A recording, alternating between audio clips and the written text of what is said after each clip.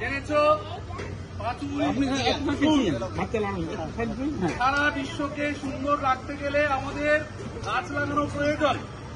তো আজকের থেকে আমরা এই বাঁকুড়া জেলায় যে প্রায় ৩,৫০০ প্রাথমিক বিদ্যালয় রয়েছে, প্রত্যেক বিদ্যালয়ে ১০ থেকে ১৫টা করে আমরা বৃক্ষরোপণ করব। বৃক্ষরোপণ করলে আমরা বাঁকুড়া জেলায় প্রায় ৬০ থেকে ৭০,০০০ বৃক্ষ কিন্তু আমরা বিদ্যালয় প্রাঙ্গণে রোপণ করতে পারব।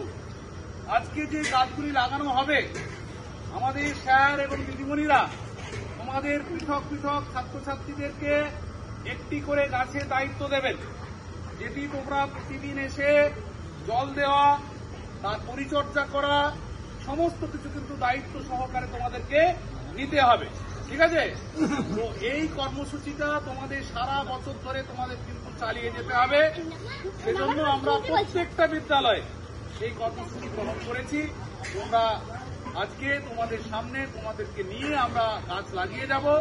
আরো যে গাছ তোমাদেরকে আমরা দিয়ে যাচ্ছি, এই বিদ্যালয় প্রাঙ্গণের বিভিন্ন প্রান্তে স্যারেদের এবং দিদিমণিদের সহযোগিতায় তোমরা সেই গাছগুলি সবাই লাগাবে।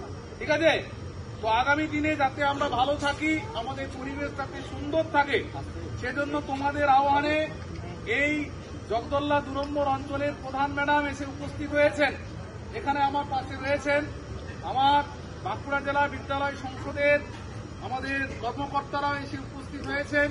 বিভিন্ন বিদ্যালয় থেকে শিক্ষক শিক্ষিকারাও এসেছেন এই কর্মসূচিতে।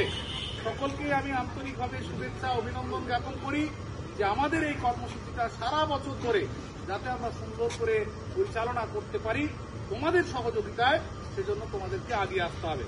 আগামী দিনে আমরা আমাদের পৃথিবীকে খুব সুন্দর রাখবো এবং ভালো রাখবো, সেই বার্তা তোমাদের সকলের কাছে রাখলাম। এরপর আমরা আস্তে আস্তে আগিয়ে যাব, ব্যানারটা নিয়ে আমরা যেখানে গাছ লাগাবো সেই জায়গায় যাব।